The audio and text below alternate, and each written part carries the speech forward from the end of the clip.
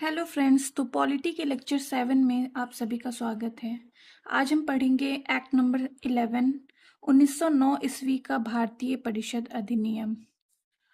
इसे Morley Minto सुधार अधिनियम भी कहते हैं। मार्ले भारत के सचिव थे और मिंटो भारत के वायसराय थे, और इन्हीं दोनों के नाम पर मार्ले मिंटो सुधार अधिनियम रखा गया था। इस अधिनियम के तहत विधान परिषद के सदस्यों को बजट पर प्रश्न पूछने, बहस करने और प्रस्ताव पेश करने का अधिकार मिला। मुस्लिम सदस्यों का चुनाव केवल मुस्लिम मतदाताओं के द्वारा होगा। इससे जातिवाद या सांप्रदायिकता फैलने लगा। इसलिए लॉर्ड मिंटो को सांप्रदायिक निर्वाचन का जनक भी कहा जाता है। मार्ले ने मिंटो से कहा था, हम नाग के दांत बो रहे हैं, इसका फल भीषण होगा। यह कथन है, कभी ये क्वेश्चन के रूप में भी आ सकता है।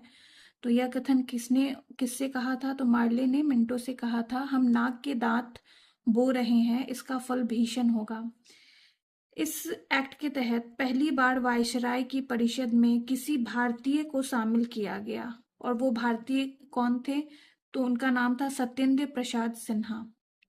तो इस तरह से इस अधिनियम की जो भी इम्पोर्टेंट पॉइंट्स थे वो मैं नोट की हूँ। आप चाहे तो स्क्रीनशॉट ले सकते हैं और याद कर सकते हैं।